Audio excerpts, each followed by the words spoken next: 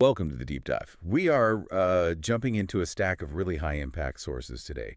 And our mission, well, it's not about philosophy exactly. It's about turning this whole concept of self-discipline into something direct, like a set of predictable, measurable laws. Forget the idea that discipline is just, a character trait you're either born with or not. Exactly. What the research seems to suggest is that success isn't really about some innate talent or even external factors necessarily. It's more like the predictable result of mastering specific learnable principles. So, we're looking at discipline as like the engine that drives results across, say, three key areas: your sales performance, your financial independence, and your mastery over time. Right.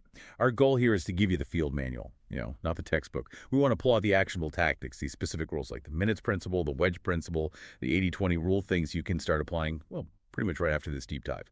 So let's jump straight in. Part one, the disciplined activity, how successful people really master sales. Okay.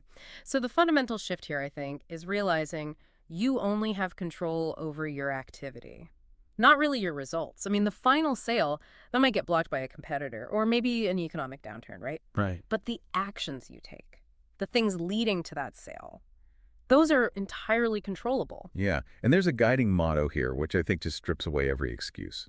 It's simple. Do what you can with what you have right where you are. And in sales, well, that means constantly moving. The core mechanism, apparently, for upping your results is the minutes principle. The minutes principle. Yeah, it's ruthless, but pretty effective. It operates based on this unshakable law of probabilities.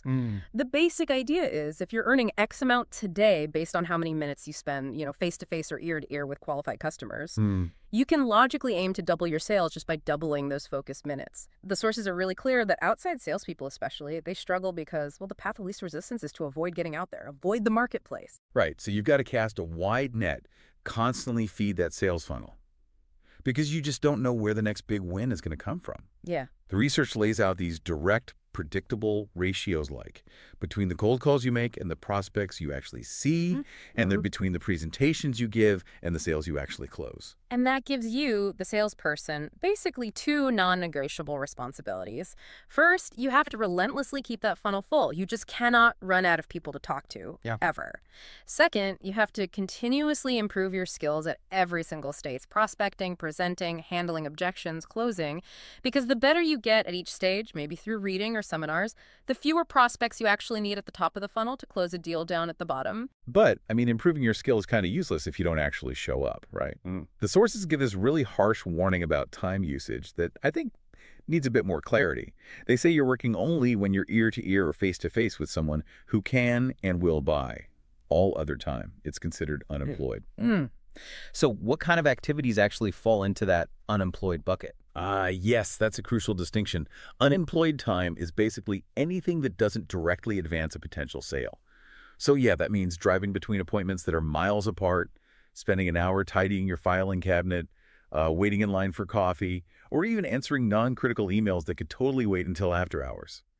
Discipline demands clustering calls geographically, starting early, minimizing all that driving time, which, let's be honest, is usually just disguised fear of rejection. I see. So if I'm an outside salesperson, I'm pretty independent. That temptation to, slack off must be huge, constant. The source material mentions this thing called the ride-along discipline to fight that. How does that actually help manage the internal resistance, the fear, rather than just telling me to, suck it up? Well, it's basically a mechanism for psychological accountability, a mental trick almost. The discipline is to act like every single minute of the day, as if your sales manager, maybe the most successful person you know, is right there in the car next to you, watching, observing your focus, your efficiency. It doesn't make the fear vanish, not at all, but it forces you to act despite the fear, because you know deep down the law of cause and effect applies. If you do the activities the top people do, eventually you will get the results they get. Yeah, and the source material actually offers real hope there. It says every high achiever started with that same resistance. Everyone who's now in the top 10% was once in the bottom 10%. It's just a choice, really. Applying that daily discipline. Okay, the discipline for sales is intense, but the research suggests it might be even harder when the reward is delayed. Which brings us neatly to the financial side. We're pivoting now from making money to actually keeping money. And the stats are pretty sobering, aren't they? Like out of 100 people starting work at 21, 80, a full 80 of them, will be dependent or broke or still working just for necessities by age 65. It's stark. And the root cause, according to these sources, is a deep psychological thing rooted in childhood often. It's called the conditioned response. We could call it the candy principle. Okay. As kids, right? Money immediately meant candy or a toy. Immediate pleasure, instant gratification. This grows into an adult mental equation. Money, enjoyment now. And if money equals enjoyment, well, the instinct is to spend it as soon as you get it, often using debt maybe, or engaging in these kind of unconscious destructive behaviors, like a shopping spree when you feel down. To combat unhappiness or frustration? Exactly. So the essential task, if you want financial independence, is to rewire that equation. Consciously, you have to deliberately disconnect spending from happiness in your mind and force a new, really powerful link between saving and investing and personal power and happiness. This is where that powerful, actionable step comes in. Opening an inviolable financial freedom account, an FF. Inviolable. Okay, that's a strong word. Meaning you never, ever touch this money for short-term stuff. Right. But if I'm already struggling with debt, how does just opening a separate account, how does that generate feelings of control? It feels a bit like just moving numbers around on a screen. It's about the emotional commitment. That's the key. The source material really emphasizes that the mere act of creating this dedicated fund, even if you start with, say, just $5, it generates an immediate internal feeling of self-control.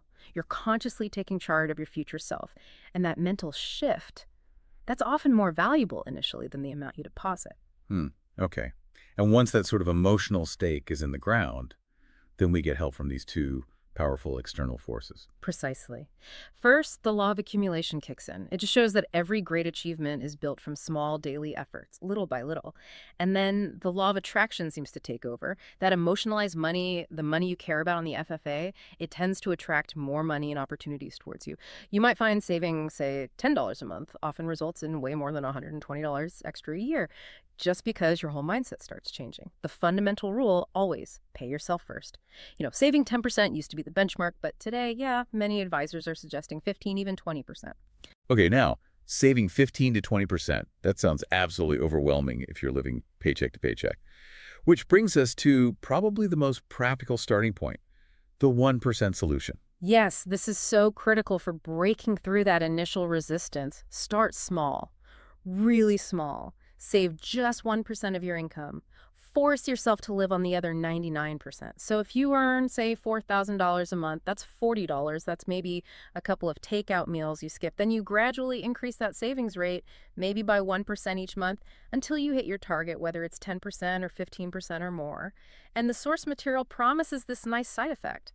As you become more thoughtful about spending, your consumer debts often start to decline naturally. It just happens. That sounds simple enough, but it does fly directly in the face of what most people experience, right? Yeah. Especially when they get a promotion or a raise. I mean, even doubling your income often doesn't seem to solve financial problems because of, what is it, Parkinson's law. That's the one, Parkinson's law, which basically decrees that expenditures rise to meet income. It's almost like a natural law. A very frustrating natural law.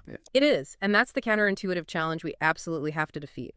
To neutralize Parkinson's law, you have to employ the wedge principle. So when you get a raise or a bonus, any kind of increase in income, you resolve right then and there to save 50% of that increase before you even see it hit your main account. The other 50%, sure, use that to improve your lifestyle a bit. But by doing this, you're driving a permanent wedge between your rising income and your controlled, disciplined expenses. And when you combine that immediate conscious discipline with what Einstein apparently called the most powerful force in the universe, compound interest, well, then financial independence stops being just a dream and becomes more like a mathematical certainty. Absolutely. Delayed gratification truly is the single most important requirement for getting there. Okay, so we've covered earning more through sales discipline, keeping more through money discipline. Now, the asset needed for both. Time. We're looking at the discipline of prioritization. Peter Drucker, he really nailed it, didn't he? You cannot manage time. You can only manage yourself. Time is it's perishable, irreplaceable, irretrievable. You can't get it back. Exactly. So time management is really self-management. Fundamentally, it's about demanding that self-discipline to overcome procrastination. The research calls it the thief of dreams, which is pretty dramatic, but probably true. The goal is simply to reallocate your finite time from things of low value to things of high value. And the main tool for figuring out those high-value areas is that heavy hitter, The Pareto principle, the famous 80-20 rule. Yeah, the 80-20 rule. It suggests, pretty consistently, that 20% of your activities will likely account for 80% of the value you actually accomplish. The disciplinary challenge here is that the top 20% activities, the really high consequence items, they're usually big. They're difficult, maybe a bit daunting. While the bottom 80%, the low consequence stuff, that's often fun, easy, comfortable, and that's where most people, unfortunately, spend most of their energy. So the discipline really has to be focused on getting the highest, what's called return on energy, ROE. Can you define what energy means here, and how do we make sure we're getting the max value out of it? Right, energy in this context basically means your focus, your attention, your mental stamina, your life force, almost. The highest ROE is achieved by constantly asking yourself that vital question before you commit time to anything. Is this the very best use of my time right now? Asking that question honestly, it reveals your true values. Like, if you say your career is paramount, but you spend hours scrolling social media, well, your time investment shows your actual priorities, doesn't it? Yeah, it does. But most of us feel just overloaded. Plates are full, work, home, everything. So if I want to take on a new high-value task, how do I actually create the time for it? Where does it come from? You absolutely must set posteriorities. That's the term used. Since you're already overloaded, logic dictates that for every new high-impact commitment you take on, you must consciously discontinue an old, low-impact one. This is called creative abandonment, deciding intentionally to stop doing activities that ultimately make very little difference in the long run. Because if you don't consciously abandon something, that new high-value activity will just get squeezed in, probably guaranteeing mediocrity because you won't have the focus. Okay, the ultimate litmus test then for this whole section on time seems to be the concept of consequences. I think this might be the most powerful idea in time discipline, actually. It absolutely is. It cuts through everything. A task is deemed important only if its completion, or its non-completion, has serious potential long-term consequences. Right. Think about finishing a degree, right? Or making a critical sales presentation that could land a huge account, or preparing a financial report that's legally required. The consequences of those actions or inactions, they ripple out for years. Conversely, the great time thieves, that bottom 80%, they're unimportant, precisely because whether you do them or not makes little or no long-term difference. Stuff like, endless low-stakes emails, chatting too long by the water cooler, organizing minor files that don't really matter. And that really is the final lesson of discipline here. Most people spend the majority of their incredibly valuable non-renewable time on those low-consequence, easy activities because they're comfortable. Discipline is the ability, the strength really, to ignore the urgent but unimportant and focus intensely, single-mindedly on the big, often difficult tasks that have the highest potential consequences for your future. It really does bring all three areas full circle, doesn't it? Self-discipline is like the ultimate bridge. It lets you earn more through sales discipline, keep more through money discipline, all managed by intentional time allocation, through prioritizing. Your ability to master yourself really is the absolute foundation for every goal you hope to achieve. Yeah, and the source material offers this really powerful definition of fulfillment, too. It says, happiness is the progressive realization of a worthy ideal. That kind of recontextualizes the whole effort, If happiness isn't just tied to the final result, the closed deal, the million saved, but to the internal daily feeling of self-control. The feeling generated by the discipline itself, saving that dollar every day, making that tough call first thing, it shifts the focus entirely. It's about the doing. So for you listening right now, maybe consider this. What single small act of discipline, maybe right now, today, what act would generate the highest feeling of internal happiness and control for you? Start there. Because that progressive realization of your ideal, it begins the moment you act. Not tomorrow, but now. Well said. Thank you for joining us for this deep dive into the laws of discipline. We'll catch you on the next one.